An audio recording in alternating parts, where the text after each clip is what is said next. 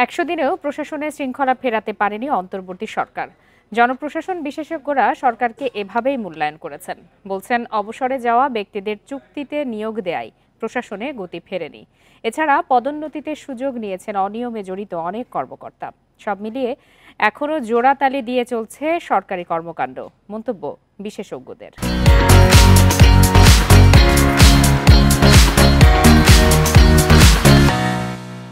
এ বিষয়ে আলোচনা করতে রাজধানীর জিগাতলা থেকে আমাদের সঙ্গে যোগ দিয়েছেন জনপ্রশাসন বিশেষজ্ঞ ও সাবেক অতিরিক্ত সচিব মোহাম্মদ ফিরোজ মিয়া।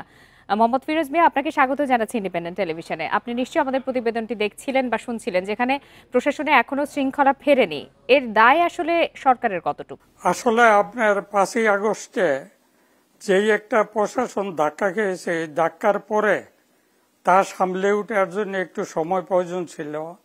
তবে আপনার এর পরপরই সরকার যখন দায়িত্ব নেয়, তখনই তাদের উচিত ছিল একটা সঠিক কর্ম পরিকল্পনা প্রণয়ন করা, এবং ওই কর্ম পরিকল্পনা অনুযায়ী যদি প্রশাসন চালনা করা হতো, তাহলে এই যে এখন অস্থির অবস্থা, প্রশাসনে একটা ভীতিকর অবস্থা দেখছেন, এই অবস্থাটা থাকতো না।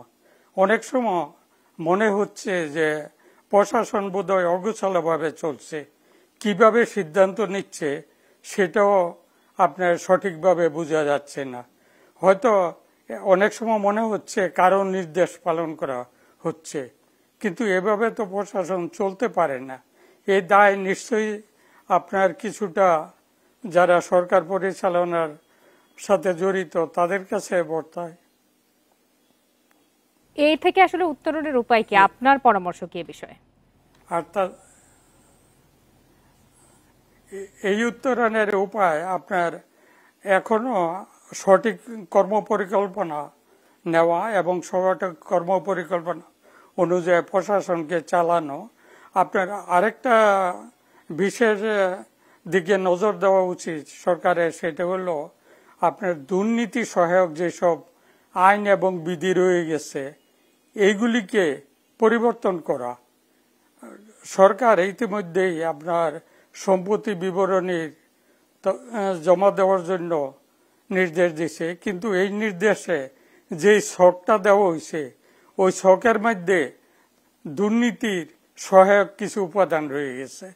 কারণ এই ছক অনুযায়ী যদি দেওয়া হয়, তা সন্তানদের সম্পত্তি লুকানোর সুযোগ থাকবে। কারণ এখন তাহলে সবাই সন্তানের নামে সম্পত্তি লিখে দিবে এবং সন্তানদেরকে তাদের নামে সম্পত্তি করবে। সুতরাং এইভাবে তো দুর্নীতি দমন হবে না।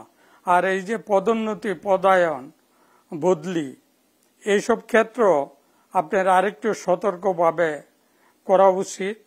কারণ আপনার ঢালাওভাবে আপনার বদলি করাটা উচিত না, ঢালাওভাবে এইভাবে পদোন্নতি দেওয়া উচিত না।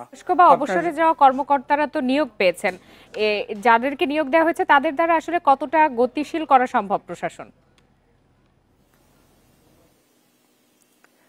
আপনার যাদেরকে নিয়োগ দেওয়া হয়েছে তাদেরকে দিয়ে গতিশীল করা যাবে না তা না, তাদেরকে দিয়ে গতিশীল করতে হবে। তবে আরো কিছু যোগ্য এবং সাহসী কর্মকর্তাকে নিয়োগ দেওয়া উচিত।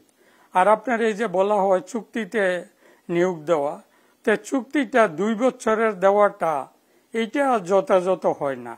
1 বছর দিলেই যথেষ্ট হইতো। 1 বছরের সময় পাইতো সরকার। এই 1 বছরের মধ্যে যারা নাকি আপনার বঞ্চিত ছিল, এতদিন কর্মরত আছে, তাদের মধ্যে থেকে খুঁজে বের করে তাদেরকে আপনার প্রশিক্ষিত করে, এবং যারা ধরেন কখনো অনুবিভাগে কাজ করে নাই, তাদেরকে অনুবিভাগের দায়িত্বে দিয়ে কিছুদিন রাখলে তখন তারা সিদ্ধান্ত গ্রহণে আপনার সাহসী হবে। নতুবা এখন তো সংক্ষেপে জানতে চাই যে এমন অভিযোগ আছে যে প্রশাসনকে ব্যর্থ করার চেষ্টা চলছে, কারা এই চেষ্টা করছে সেটিকে খুঁজে বের করা সম্ভব কিনা, বা আদৌ তাদের বিরুদ্ধে ব্যবস্থা নেওয়া সম্ভব কিনা? আপনার প্রশাসনকে ব্যর্থ করার সব সময় একটা আপনার বিরুদ্ধ পক্ষ থাকে, তারা চাবেই, কিন্তু এইটা আপনার প্রতিহত করার দায়িত্বই তো সাহসী কর্মকর্তাদের।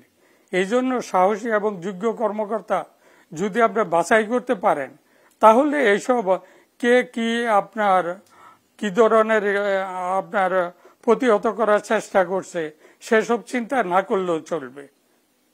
মোহাম্মদ ফিরোজ ভাই, আপনাকে অনেক ধন্যবাদ আমাদেরকে সময় দেওয়ার জন্য।